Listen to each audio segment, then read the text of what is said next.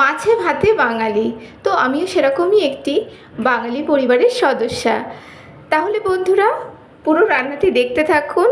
ভীষণই ইজি আর সেই সঙ্গে চমৎকার একটি রেসিপি আমি আপনাদের সঙ্গে শেয়ার করতে চলেছি। কেমন আছেন বন্ধুরা? আমি দেবযানীর রান্নাঘরে আপনাদের সকলকে স্বাগত জানাই। আমার এই রান্নাটি করবার জন্য শুকনো লঙ্কা লাগবে, লবণ, কালো জিরে, হলুদ, জিরে গুঁড়ো এবং সেই সঙ্গে কাঁচা লঙ্কা। আমি এই রেসিপিটি বানাবার জন্য 2 পিস ইলিশ মাছ নিয়ে নিয়েছি। এবার সুন্দর করে লবণ এবং হলুদ মাখিয়ে নেব। লবণ এবং হলুদ মাখানো হয়ে গেলে পরে আমি এবার গ্যাস ওভেনটি অন করে দেব এবং একটি ফ্রাই প্যান বসিয়ে নেব। সঙ্গে সঙ্গে সর্ষের তেল দিয়ে দেব। তেলটি একটু নাড়াচাড়া করে নিয়ে এবার আমি একে একে মাছ দুটিকে দিয়ে দেব এবং মাছগুলিকে আমি কিন্তু একটু সোনালি করে ভাজবো। তো আমার মাছগুলি ভাজা হয়ে গেলে আমি একটি প্লেটের পরে তুলে নেব। মাছগুলিকে একটু সোনালি করেই ভেজেছি, আপনারা চাইলে একটু কম করেও ভাজতে পারেন, এটা পুরোপুরিভাবে অপশনাল। এবার আমি কিছুটা তেল তুলে রেখেছি, আমার এতটা তেলের প্রয়োজন নেই। তো সেই তেলের মধ্যে আমি শুকনো লঙ্কা এবং কালো জিরে ফোড়ন দিয়েছি। এবার সঙ্গে সঙ্গে কেটে রাখা আলুর টুকরোগুলিকে দিয়ে দিয়েছি। এবার আমি একটুখানি ভাজা ভাজা করে নেব।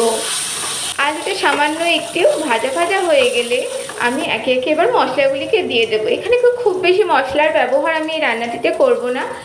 1/2 চামচ জিরে গুঁড়ো, স্বাদ মতন লবণ এবং হলুদ। উপকরণগুলিকে দেওয়ার সাথে সাথে আমি কাঁচা লঙ্কাগুলিকেও দিয়ে দেব। এবার আমি খুব ভালো করে একটু কষিয়ে নেব। যেহেতু এটা গুঁড়ো মশলা বন্ধুরা, সেহেতু খুব বেশি আমার এখানে কষার প্রয়োজন হবে না।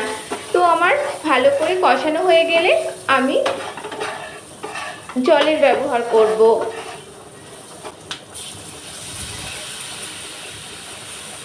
জল দেওয়ার সাথে সাথে আমি এবার খুব ভালো করে মিশিয়ে নেব এবং ফোটা পর্যন্ত অপেক্ষা করব। ফুটতে শুরু করলে তখন আমি মাছ দুটিকে দিয়ে দেব এবং ঢেকে মোটামুটি 5 থেকে 7 মিনিটের জন্য রান্না করে নেব। 5 থেকে 7 মিনিট রান্না করে নিলেই কিন্তু আমার গরমা গরম এরকম কালো জিরে ফোড়ন দিয়ে ইলিশের ঝোল পুরোপুরিভাবে তৈরি হয়ে যাবে। তাহলে বন্ধুরা রেসিপিটা ভীষণই ইজি এবং সেই সঙ্গে সঙ্গে ভীষণই দুর্দান্ত স্বাদের।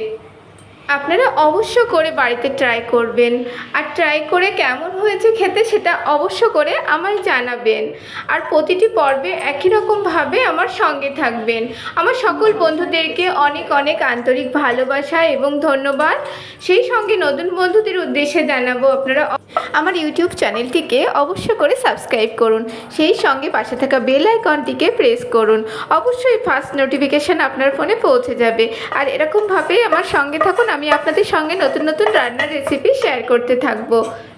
তাহলে বন্ধুরা এরকমভাবে প্রতিটি পর্বে আমার সঙ্গে থাকুন। তাহলে দেখা হবে আবার আগামী পর্বে। ভালো থাকবেন, সুস্থ থাকবেন, আমার পাশে থাকবেন। টাটা।